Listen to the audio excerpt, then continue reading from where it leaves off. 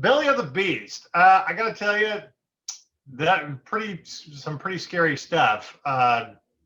And when we start talking about eugenics, I'm always thinking of Star Trek, and that this can't possibly be real. This is science fiction, and yet this is really going on. How did this project come to you? It was actually a decade ago, which is pretty wild. I met attorney Cynthia Chandler through a mutual friend. She's one of our main protagonists in the film, and she had co-founded this organization called Justice Now, which was one of the only organizations, if not the only organization at the time, that had board members who are currently incarcerated, really informing strategy, informing approach from the inside out. And they had a campaign called the Let Our Families Have a Future campaign, which essentially exposed the multiple ways that prisons destroy the basic fundamental human right to family. One of the most heinous, of course, being the illegal sterilizations, primarily targeting women of color. And to me, that screamed eugenics right away. As a Jewish woman who grew up in Salt Lake City, you know, the phrase never again was always in the back of my mind. Right. And when I learned about this different kind of genocide that was happening through imprisonment, that was happening through forced sterilizations behind bars, I knew that I wanted to get involved. And initially that was as a volunteer legal advocate, where I was providing direct service needs for over 150 people inside California's women's prisons. And then later as a filmmaker in collaboration with people who were incarcerated. Well, I take it too. I mean, just when you first learned about it, I mean, you were shocked like anybody else that this was actually a thing and going on. Did it take a little while for your kind of brain to wrap around that we could actually do this? Or was there a part of you that's like, you know what, I'm not really surprised. Human beings are just bad all around and stuff. So well, I will tell you the biggest shock for me in the beginning of this film was not actually that the sterilizations were still happening, was that in doing research, I discovered that Nazi Germany actually came to the United States, came to California to learn from our eugenics policies, and actually took the sterilization policies back to Nazi Germany. And California, being the most heinous offender in the historical eugenics program, sterilized over 20,000 people between 1909 and 1979. That to me was the most shocking. Obviously, I think you hit the nail on the head with something that we don't talk about in America. And we, you know, Nazis are the ultimate villain. We think that they could only have started there, and here in the enlightenment of the US, there's no way we could do something like that. And then you find out, not so much. We have our own demons and, you know, villains and stuff. In exploring this, what do you, I know you dealt with individual stories and stuff. What was some of the most inspiring stories that came out of this for you? I mean, the most inspiring part of this film, yes, it exposes these heinous human rights abuses. It also tells a story about how two unlikely people, you know, Kelly Dillon, a sterilization survivor, and Cynthia Chandler, this remarkable radical lawyer, come together to create change and really go up against one of the most powerful institutions that there is, you know, the Department of Corrections and the healthcare institution and the government. And if they can do it, if they can create change, I believe that we can create change. And this is really an inspirational story of how different individual people can come together.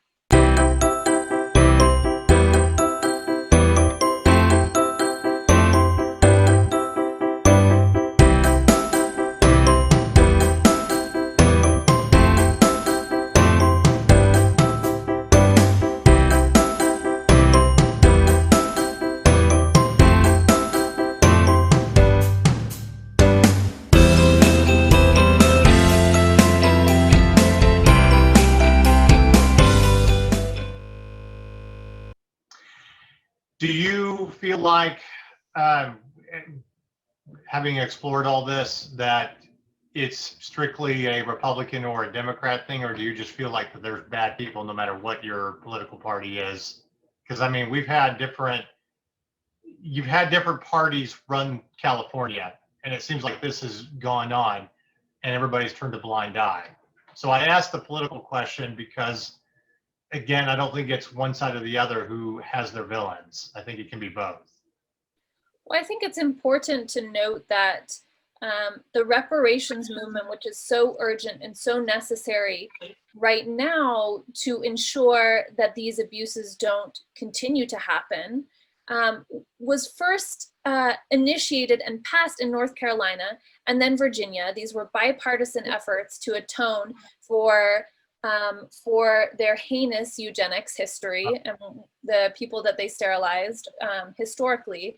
And I always thought that California would be next. The beginning of this film, I thought that honestly California would have been the first. So for me, this is a bipartisan issue that demands our immediate attention.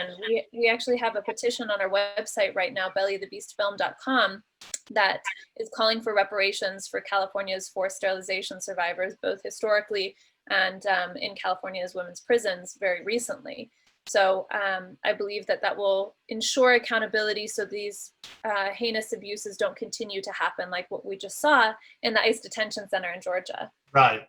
Well, and you talk about it being a bipartisan issue. Absolutely, it should be a bipartisan issue. It shouldn't be one against the other. I mean, how people could stand or even agree with something like this is kind of beyond me. I think when you tackle a project like this, there's always that kind of emotional drain. You get through it and stuff. What is the biggest thing that you learned about yourself, if you learned anything doing this project? Because I feel like for every filmmaker, there's a journey and you come to it and learn a lot about yourself. Well, this particular film has been a 10-year journey. And a decade in the making is a long time to be making a film, and every film that I've ever made is a constant learning experience. I feel like that's what is so beautiful about our filmmaking industry, is that you are constantly learning, constantly discovering. Right. And because I was deeply embedded in the movement as both a legal advocate and as a filmmaker, I mean, releasing a film right now in the pandemic has been an interesting experience, to say the least. And I am grateful that the film is being made more accessible via these digital kind of conversations, digital screenings. Though I will say, after being a part of this project for 10 years and not being able to talk about it for 10 years until actually this June, this project was completely under the radar for a decade. Wow. Because to preserve essentially the campaign to end sterilization abuse and to protect people from potential retaliation. Well, I want to compliment you. You're a better person than I am. If you didn't talk about this for 10 years, I would have been screaming to the rooftops, about this. It was challenging. It was challenging. So I think I'm only beginning to understand kind of the importance of this moment and the overall learning.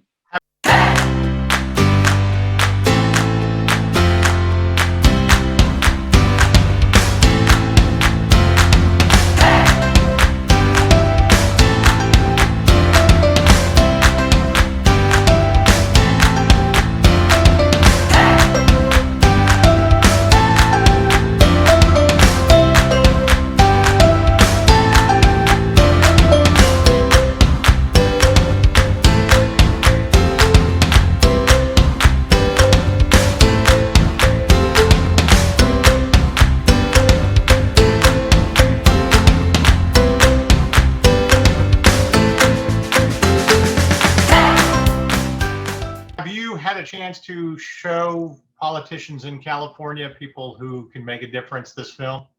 Yes, we actually had a big legislative screening a couple of months ago. There's a reparations bill and budget request that's being considered. So this is definitely a conversation in California about reparations and what's next. because Right. the work is still yet to be done. Right. Well, I feel like that's got to feel good knowing that you're introducing something into the legislative process and you're making a difference that way. So, also, I do want to thank for bringing up the fact too, again, not ignoring our kind of ugly side of our history about where Nazis did kind of learn that when they came here into America. So, so what's next with this film? Right now, the film is in theaters across the United States. We'll be in a variety of different film festivals, and the film will also be broadcast on PBS's Independent Lens and streaming on their website. Okay, fantastic. Well, great film. Hard to watch. I would definitely warn people, you have to be kind of in that right. You can't just throw this in the background like while you're working, like, you know, you have to be prepared for it. But I think that's a good thing. Yes. And there was a lot that I honestly didn't know either. So thank you very much for that. All right, now we're going to get to the nerdy question as we're winding down, and they're giving me the little cue that we're almost done with this interview. So here is this question. If you could have a weapon of choice or a superpower from within the nerd universe to fight the forces of evil, what would you choose? And you can also have two. Ooh, two. I think I would have perfect vision and perfect night vision. I am someone who, since a very young age, was in contact lenses, the thick glasses. So I actually think I could see a lot more. I could be more effective if I had better vision and night vision. And like Daredevil's heightened sense of vision since he was blind. I think that would kind of goes with there because you could see better than everybody who had, regular vision. That's what comes to mind as a nerd when I hear that. I love it. I love it. Put it in there. Yeah, that's a great answer. Also a little bit metaphorical too, as a filmmaker. So, exactly. Yeah, we notice things like that. That's true. My English professors would I know what metaphor is. So, but anyway, congratulations on the film and your 10-year journey and where this is taking you, and the fact that you're starting to help with that conversation in California, and hopefully will spread through other states.